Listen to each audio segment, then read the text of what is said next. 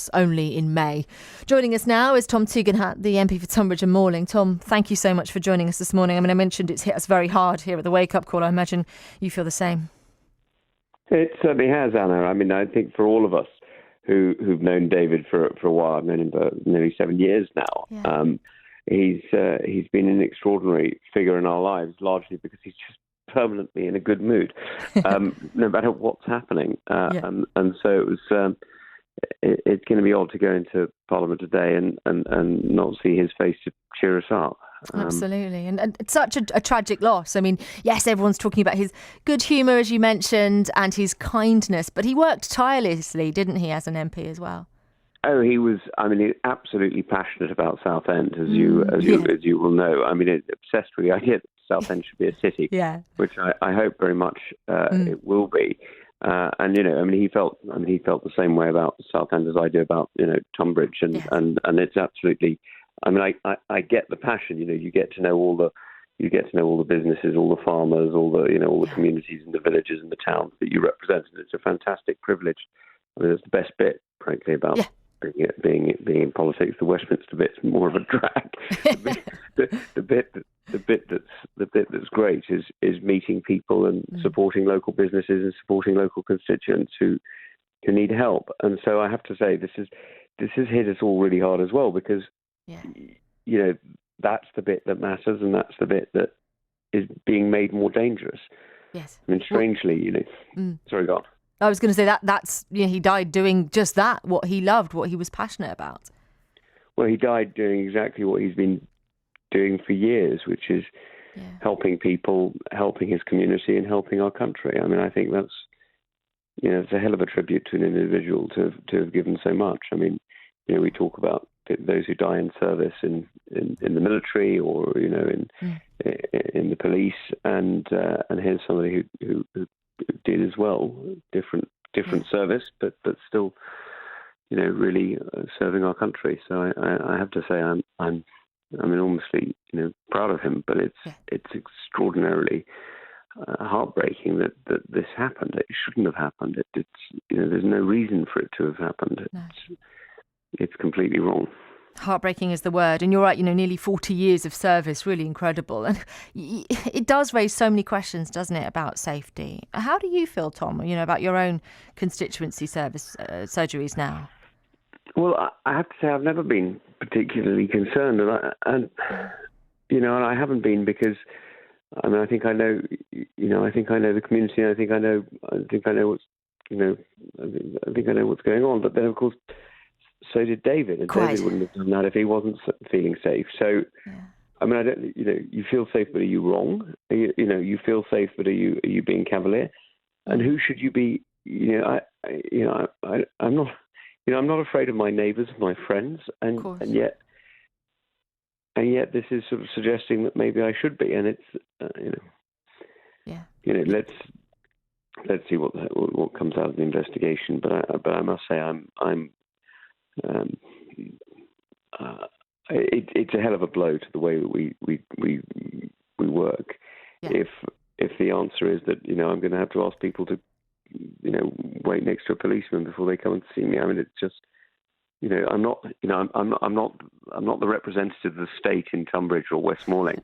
I'm the representative of the people of Westmoreland to the state. It's the other way around, and so having the strength of the state on your side like that, it just sort of it just doesn't feel quite right.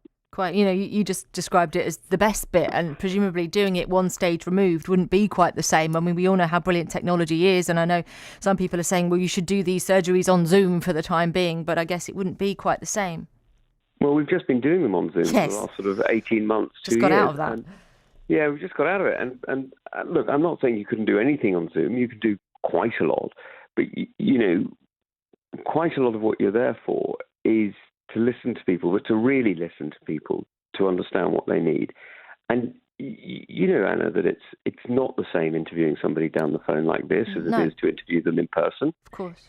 You get a different you get a different outcome from the interview. You get different. You understand. You pick up clues. You respond differently.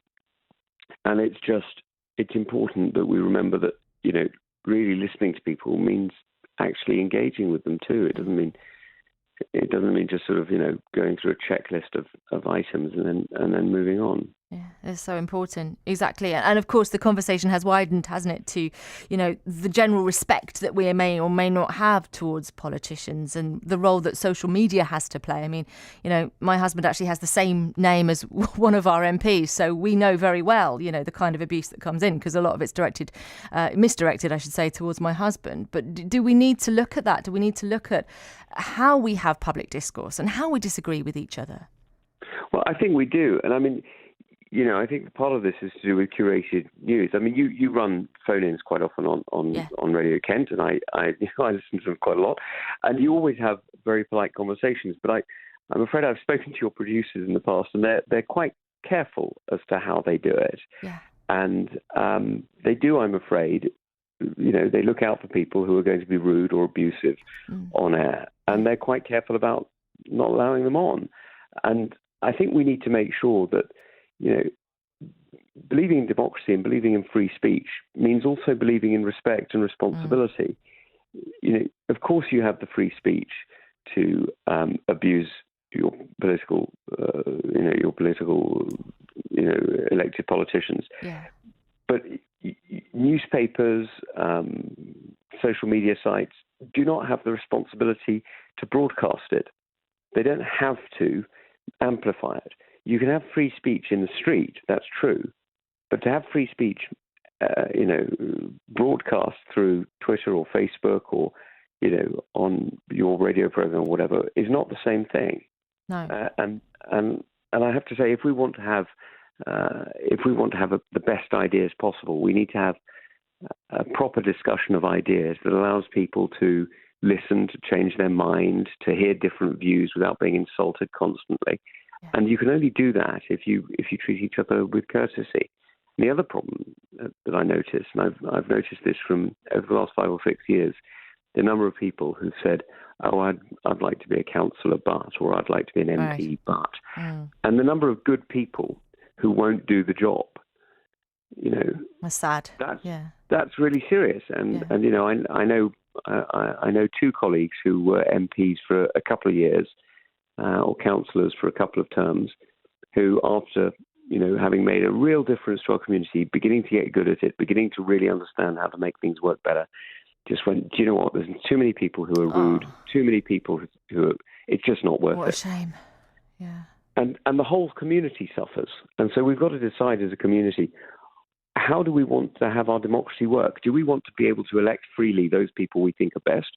Or do we want to allow bullies to choose our candidates for us? Because at the moment, there's quite a lot of people who are effectively being chosen by bullies because the good people we wanted wouldn't stand.